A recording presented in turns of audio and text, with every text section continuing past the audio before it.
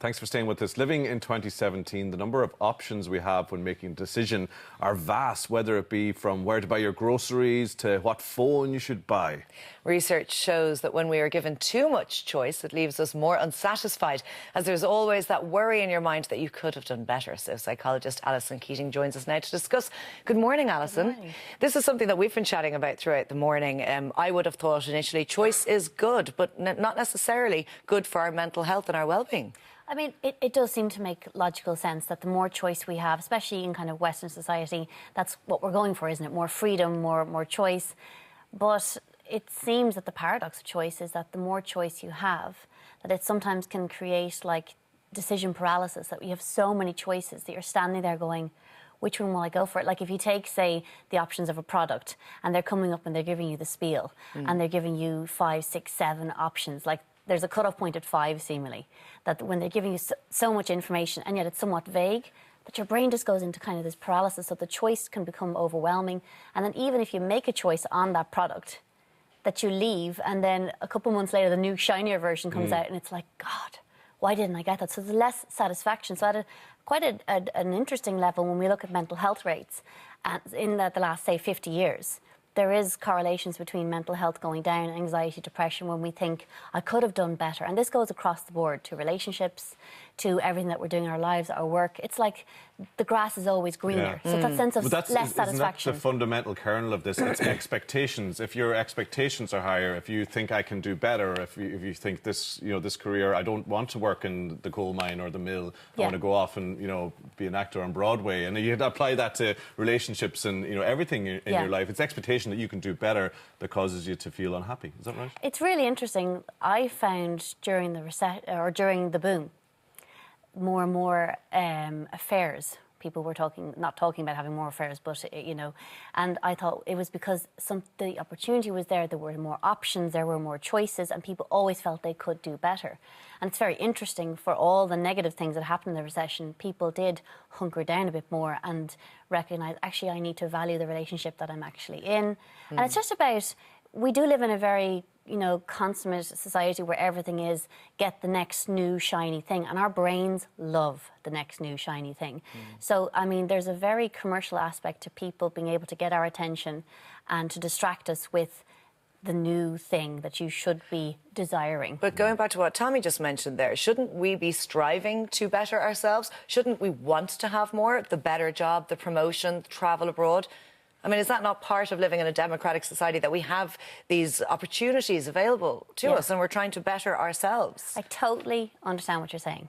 And this is why this is a paradox.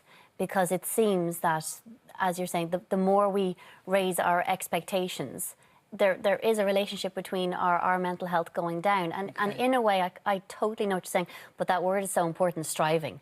If we're always striving, we are living very much in the future. Life will be better when I have that better job. Life will be better when I have, the next new thing, and that we're never actually happy with what we have. There's less value in being able to enjoy what we have in the present moment. It's such an interesting topic, because you're so right. You would think you would want to keep going. And yes, we should want to improve.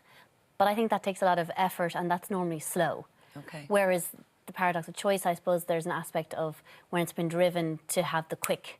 When I get this, I'll be better. Replacing as you say, I'll be happy when I have this thing, or I'll be happy when I, leave your man. Rather than sort of dealing with whatever the fundamental issues are. And you mentioned relationships before. Like, I remember reading that surveys have been done that people in traditional societies and arranged marriages tend to report being more happier married and more happy in the relationships than we in the West, with, I guess, the choice to walk away. It is very, very interesting. And I mean, those studies have been, they're fairly solid. I sometimes wonder, within the culture, would women actually speak up and say if they were unhappy within those relationships? But at the cornerstone of it, it's that there are shared values. And when we go back, say, 50, 60 years ago, within choosing a mate, you might have chose within your locality. You might have chosen the person of the same religion of you. So it seems very old-fashioned in a way, doesn't it? But when we have less choice, do we and are we more satisfied? So in terms of a consumer aspect now, and choices everywhere, from doing the grocery shop to going and buying a new top for Saturday night, a lot of times we'll hear girls moaning that they went out and did the shop and couldn't find anything in 25 shops, so came home. Yes. Whereas if they went into just one shop only, they would. Is it that our Who's brains... speaking about there, Laura? A friend of mine. Yeah. But is it because our brains are just sort of overwhelmed that we tend to shut down and step away from that choice? And what can we do to hone in and get what we want? I suppose that's what we call the tyranny of choice. And I suppose, people who study the behaviour of shoppers, they'll know how to lay a shop out for women, because women will go in and actually search, whereas if a man goes into the shop, they will have it set up at the first stall, and it will be shirt, trousers, shoes, done. Thank you. And they know that, whereas for women, it is a different experience, shopping. So I suppose, how do we make our lives more simple? How do we enjoy the experiences that we actually have? And I think it's about cutting down the amass of choices. I mean, if you take, say, online shopping, it is very interesting that lots of people will have things in their basket, definitely me, and not buy them. Yeah. Do you know what I mean? I do that all the time, but I like it. Can I just bring up as well, I don't know if we've time to go into the depth it would require, there's this choosing experience comparison between, I think it's in France, where families don't get to choose whether they're whether to end life support for their loved one, versus the US, where they make the choice, and that impacts on their process down the line, does it? So Professor Wenger, he looked at that in France, unless explicitly asked by the parents of turning off life-saving support for baby infants, that the choice was taken by the doctor. Okay. Whereas in America, the parents had to actually make that choosing experience.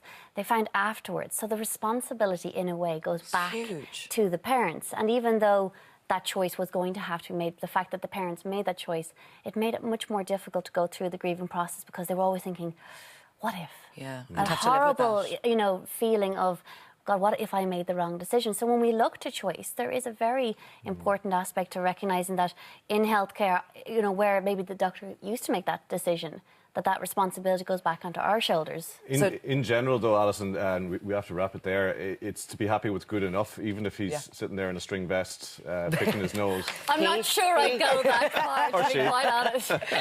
If he or she is picking his nose in a string vest... you have a choice. You may decide to strive a bit higher. But to be happy what we have and to recognise that it is sometimes good enough. It's just good enough is a psychological term we should all become friendly with.